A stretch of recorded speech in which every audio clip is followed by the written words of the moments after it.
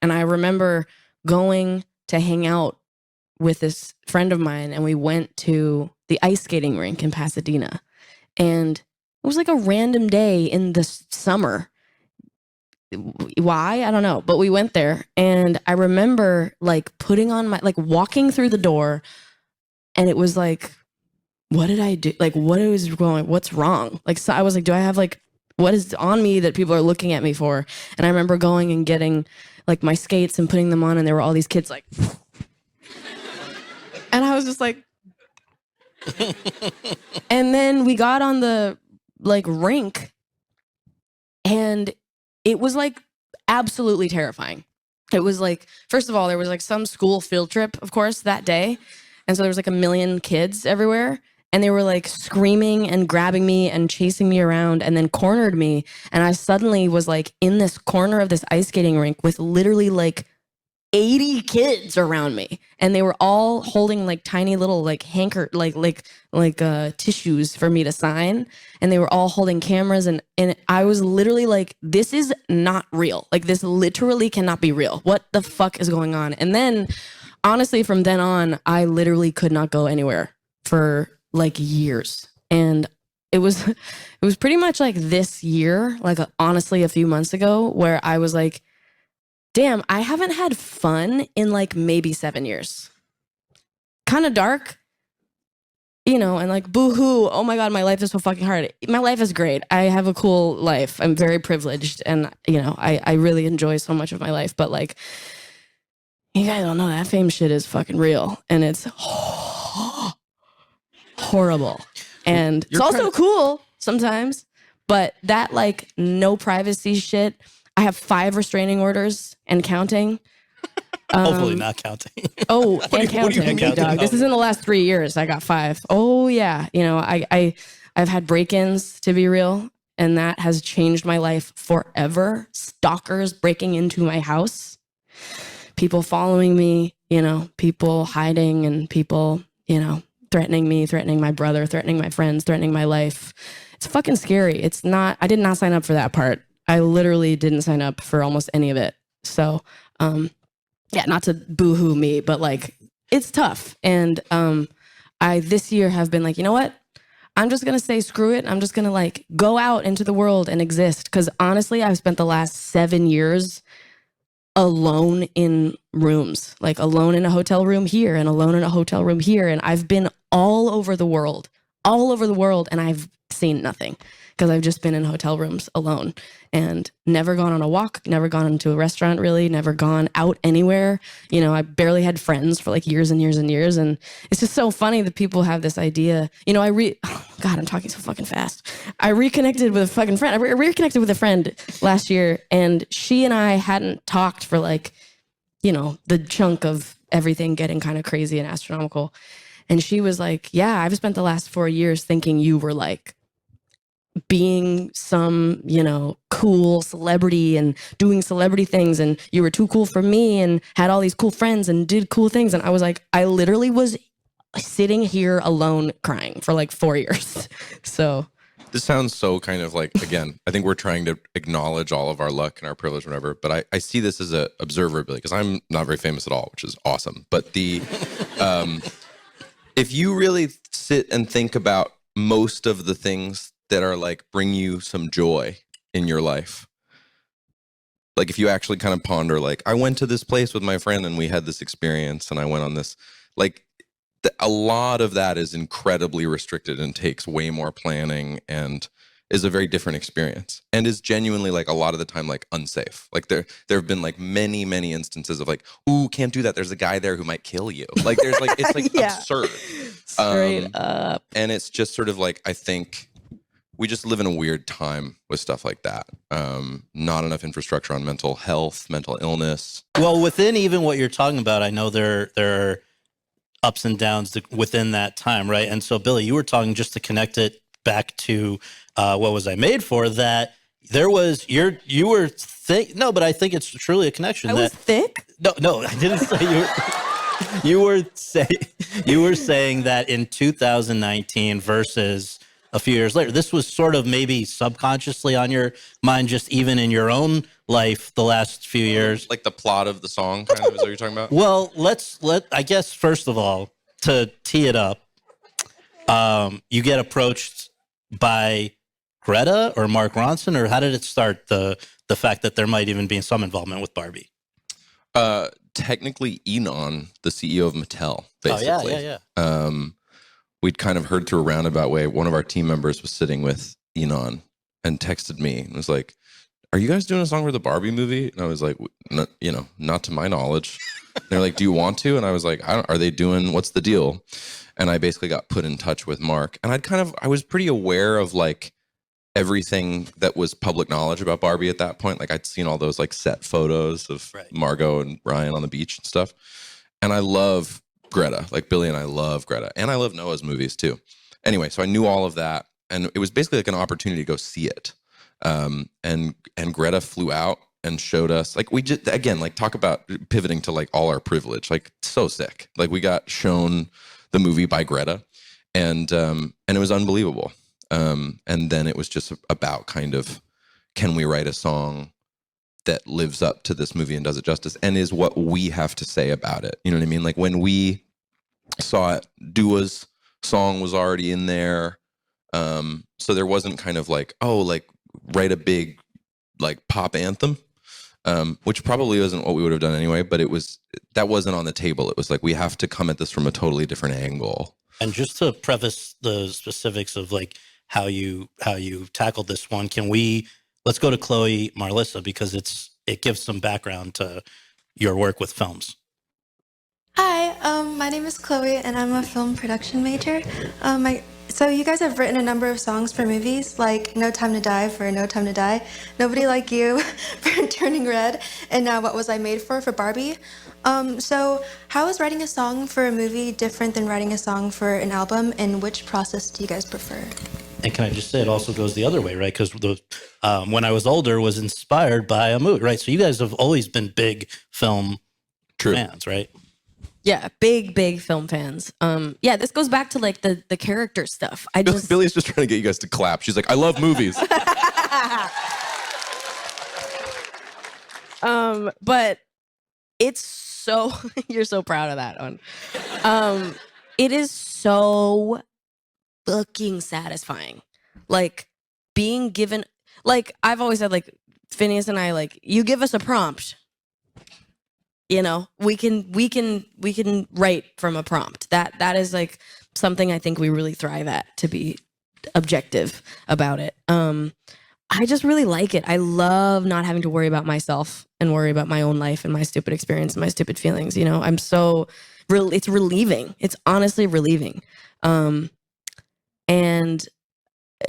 the difference, it's really different, but it's also not even that different when you really think about it, because the actual process of us writing it is the same. It's just kind of, we're approaching it differently.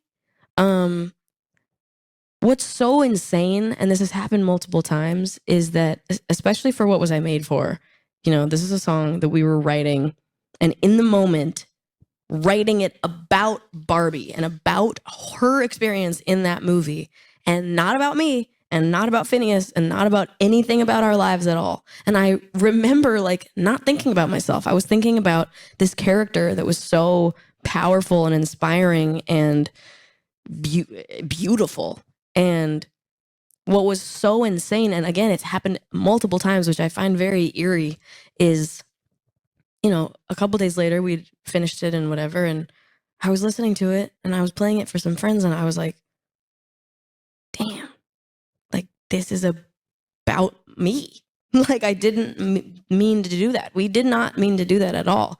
But it's so clear that, like, your subconscious is there, you know? And when something moves you, it fucking moves you. And I just think that's really cool. And again, not again. Sorry. I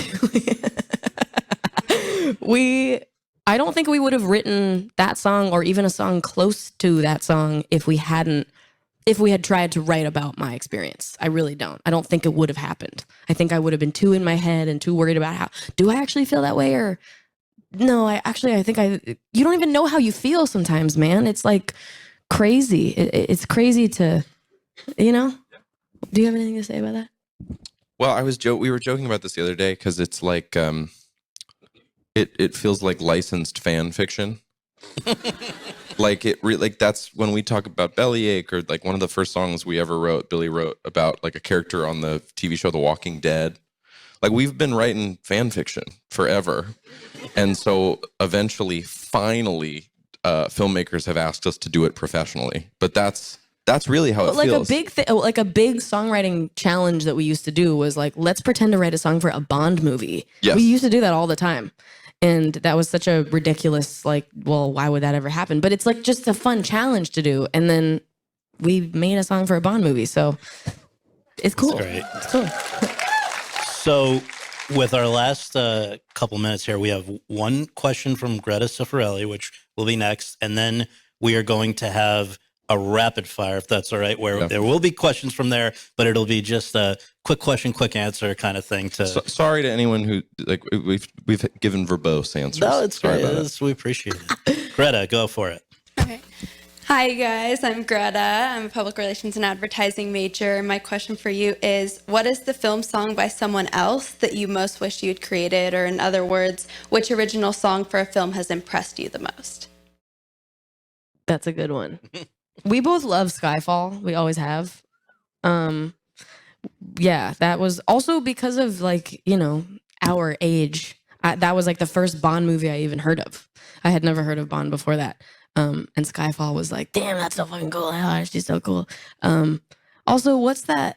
Doesn't Sarah McLachlan have one in Toy Story, or who is that? Right? When she left me, right? When somebody loved me. Thank you. Everything was beautiful. The Ben Folds stuff and Over the Hedge. Yeah! You guys seen Over the Hedge? Those songs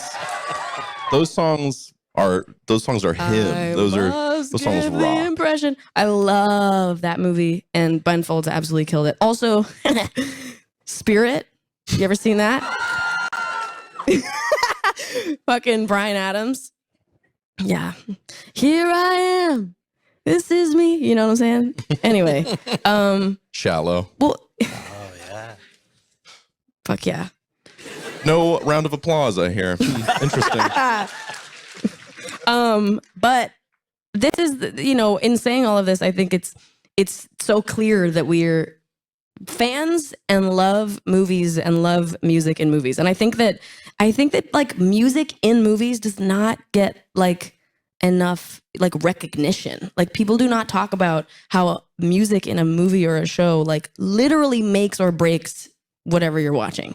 And it can be like, dude, I have the soundtrack for what, like American Beauty. I've never seen that movie. I should. I heard it's very good, but I have all the photos saved of it. I'm such a little poser with that one. But I bought the soundtrack for that movie because I thought the music was so beautiful. And dude, it just does not get enough credit. Absolutely. All right. So quick question from the audience, and we'll tight answers, and we'll just zoom through the last few here. So Rebecca Greenwood.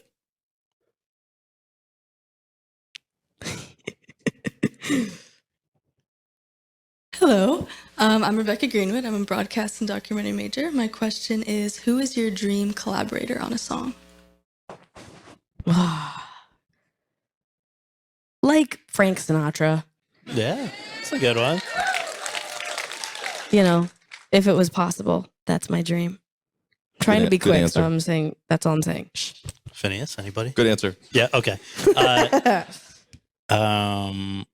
Valentina Simon.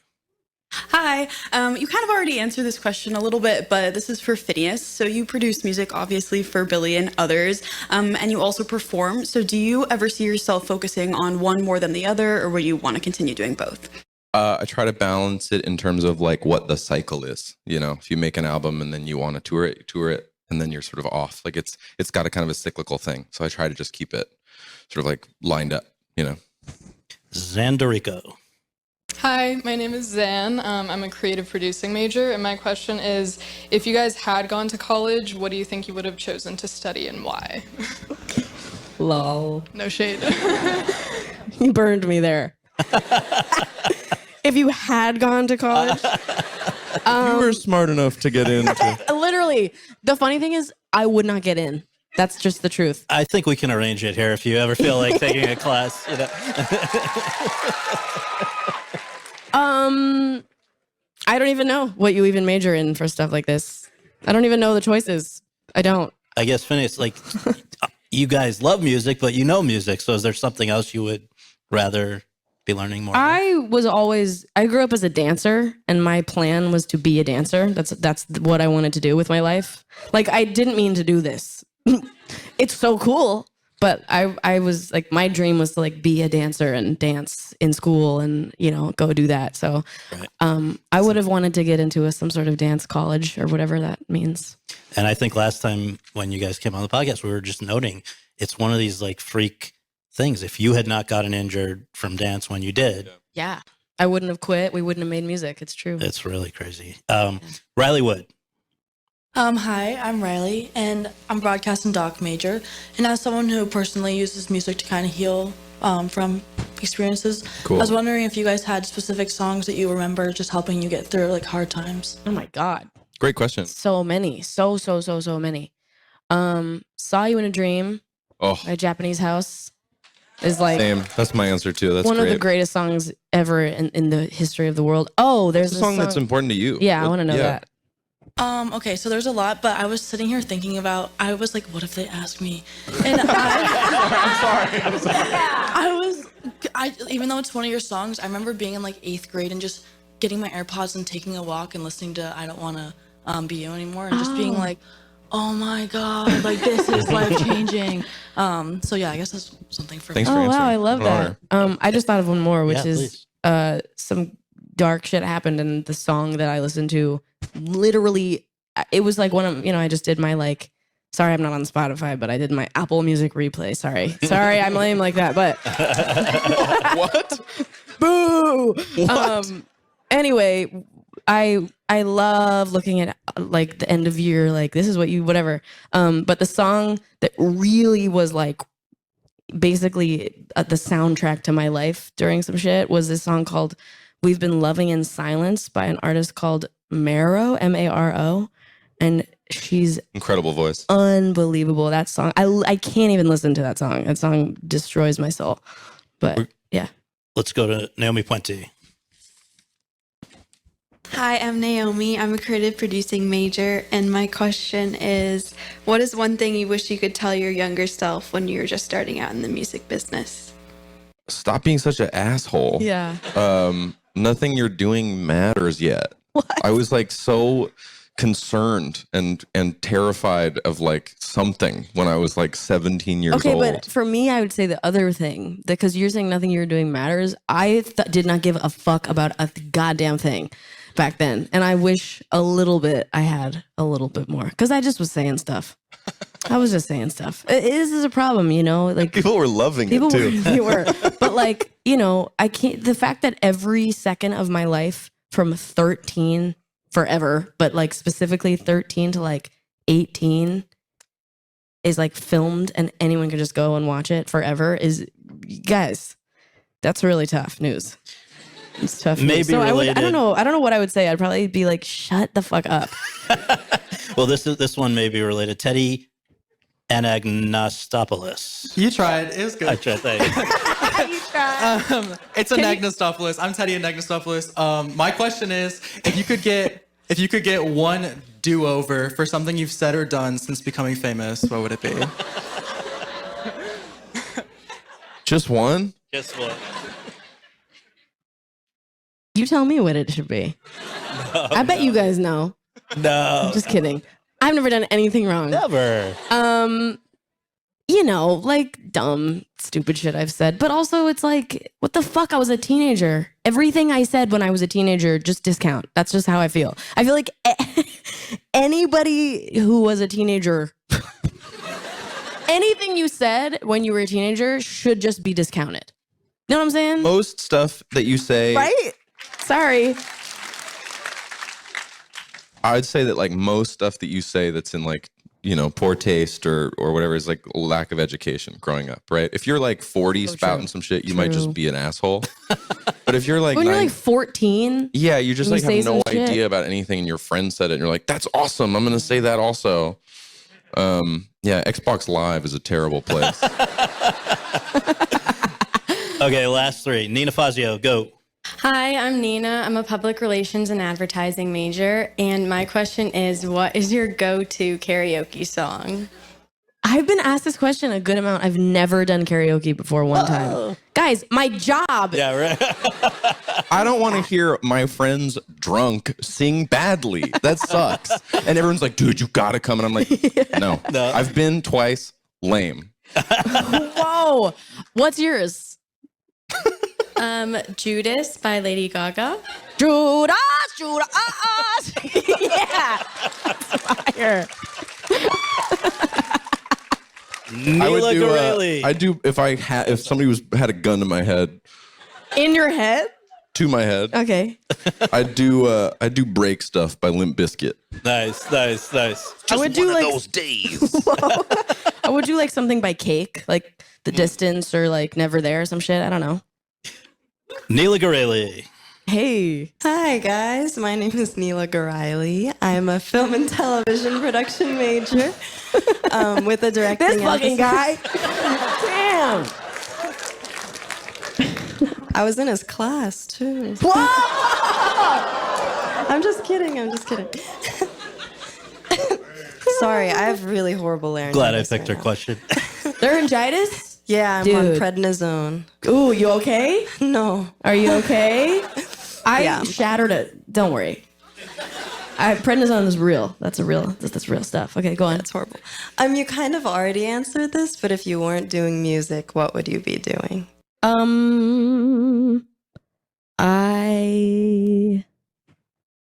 think like dance. Sorry, that's boring, but I would have wanted. But the problem is that I was dancing, and then like had a fat injury, and so it was just plucked right out. And then it was kind of like, you're not going to dance for a really long time. And then we made music, and then things just changed. So clearly that wasn't supposed to be or whatever. But I think, I don't know. I really love driving. UPS. But yeah, I would want to be like a stunt driver. That's like, honestly, I might just have to do it anyway. I love to cook. I'm not like a good chef or anything, but I love to cook. I'd love to go to culinary school. Hey. So the final question is coming from Cora Sins, hopefully. Hi, I'm Cora Sinis. Oh my God! You two have accomplished so much already in your careers, but what is something that's still on your to-do list? Musically, I think, right? Yeah.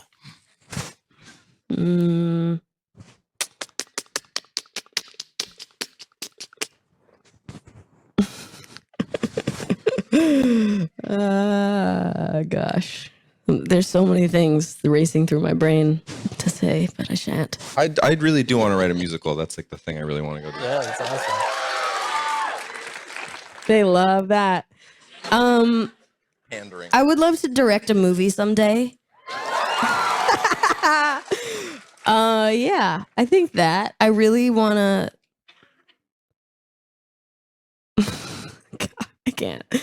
I can't say the other one. Careful. Like, it's not musically at all, but like, I feel like I really want to like have a slumber party with like Nicki Minaj and Ice Spice. But like, and just be like sweet girls and just be sweet together. And I just want to like snuggle and be sweet. I think I could do it too. Well, Do it. last. I'm also devastated this is coming to an end. I'm having so much fun. Well, we are Yeah. so grateful to you guys. Really want to thank, before we're going to close by properly thanking you guys. But first, I want to thank all the people who made this come together, from Billy and Phineas's team, from at Chapman, Dean Steve Galloway, Kenya Suarez, Montana Golan, Noella Oeso, Diana Kalaji, and many other student workers and others. I want to also thank our questioners. I'm sorry we couldn't get to everyone, but I'm glad it got you in the room. And most of all, I want to thank these two. This is something really special for these guys. We really appreciate it.